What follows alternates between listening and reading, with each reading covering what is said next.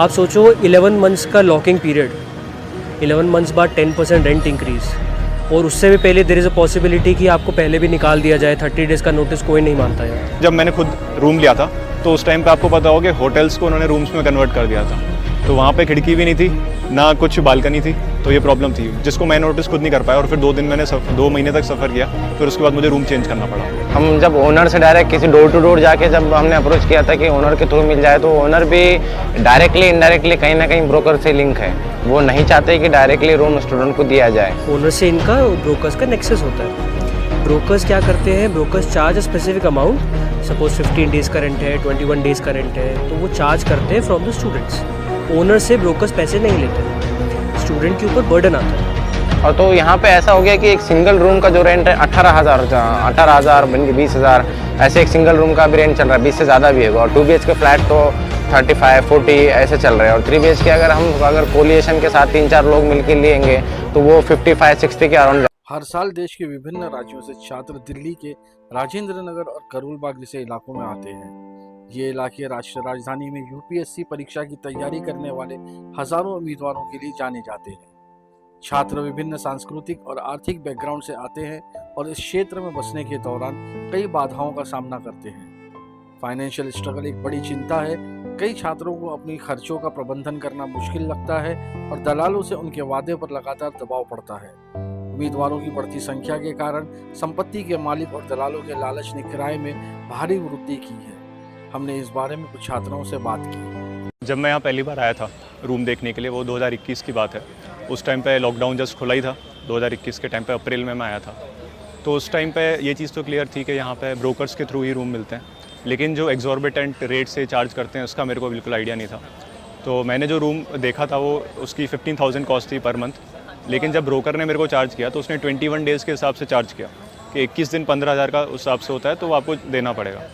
तो मैंने उनको क्लियर किया कि भैया यार ये तो बहुत ही ज़्यादा है स्टूडेंट के हिसाब से, मतलब बड़ी शहरों में जहाँ बच्चे खुद कमा रहे हैं वहाँ ये पॉसिबल है, लेकिन यहाँ मैंने रिक्वेस्ट की कि भैया 7 डेज़ के हिसाब से होना चाहिए। तो मतलब कुछ भी आप कर लो, लेकिन आपको 21 दिन का देना ही पड़ता है यहाँ पर जो बच्चे आते हैं, फर्स्ट उनका इंटरेक्शन ब्रोकर्स के थ्रू ही होता है।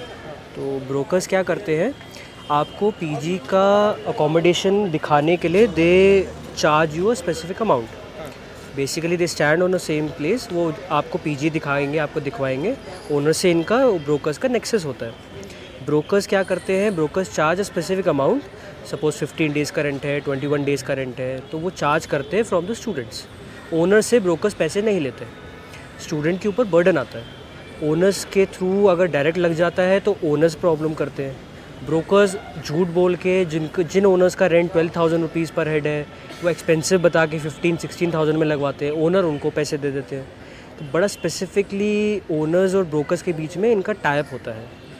बच्चों जो आते हैं, जो अलग अलग स्टेट से आते हैं, अलग अलग जगह से आते हैं, उनको यहाँ का वर्किंग नहीं पता।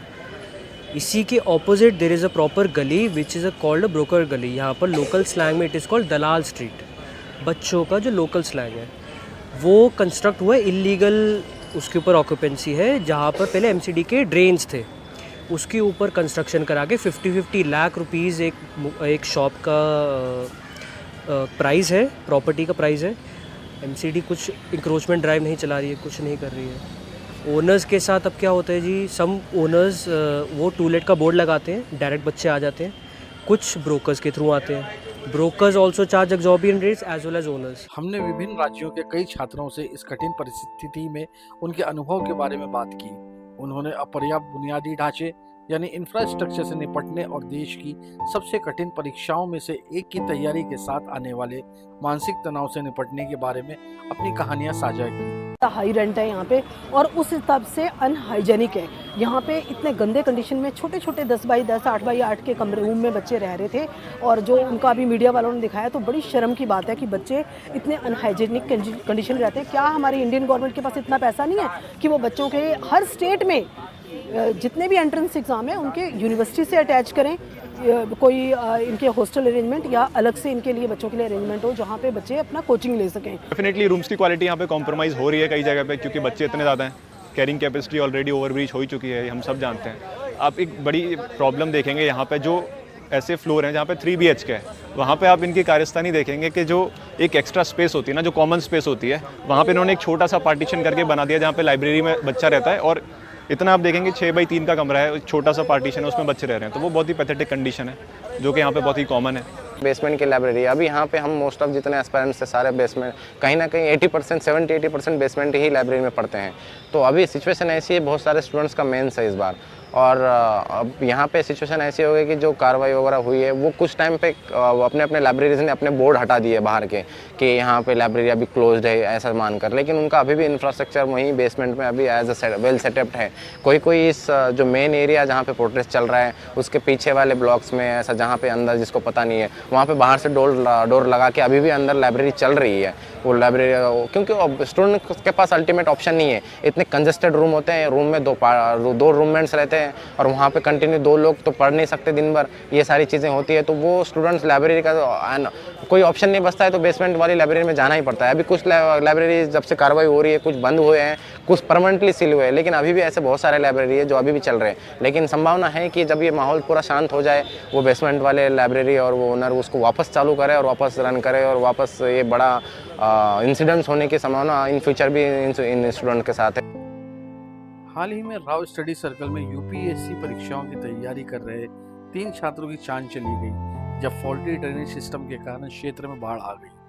इस घटना ने कोचिंग सेंटर के बुनियादी ढांचे यानी इंफ्रास्ट्रक्चर और बेसमेंट में लाइब्रेरीज की मौजूदगी को लेकर गंभीर चिंता पैदा कर दी। देखिए बहुत ही कम लाइब्रेरीज थी जो पहले 2nd और 3rd फ्लोर पर चलती थी, क्योंकि ऑब्वियसली उनको चार्जेस ज़्यादा पे करने पड़ते थे। लेकिन कुछ लाइब्रेरी वाले ऐसे हैं जिन्होंने बहुत तेज़ी से अपने पुराने इंफ्रास्ट्रक्चर को यूज़ करके जो खाली जगह थी वहाँ पर डेवलप किए हैं। लेकिन बहुत अगर जितना ही मैं जानता हूँ कि जैसे अगर 100 लाइब्रेरी बेसमेंट में थी तो अभी शायद 7 या 8 ही लाइब्रेरी उसके अपोजिट में वैसी बन पाई हैं। चार्जेस की बात आपने की कि स्टूडेंट सफ़र कर ही रहे हैं चार्जेस से, और दूसरा ये कि खासकर जो बच्चे मेंस देने वाले हैं उनके लिए इस बार वैसे भी टाइम कम था और इसकी वजह से उनके प्रॉब्लम काफ़ी बढ़ गई। क्या हुआ 2021 के अंदर यहाँ पर इतने लोग आए हैं, 2021 में people have join coaching and the teachers also advertise there coaching and the institute on YouTube. Most of the people who came here, they came by looking at the reels and the Instagram stories and the YouTube videos of the teachers as well as the coaching centers. Now the population has surged here. The homes which were 2.5 stories, they have increased their heights to 4 stories. It is applicable as per the DDA norms. Delhi Master Plan 2021 के according it is good, but the sewers, the electricity poles are not upgraded. They have done encroachment. How will the sewers operate if the road, this specific road which you are standing on, it has been dug twice in 10 years. The sewers have not been upgraded to such an extent so that they can accommodate so much water. There has been multiple silting, multiple rainwater issues, multiple drainage issues.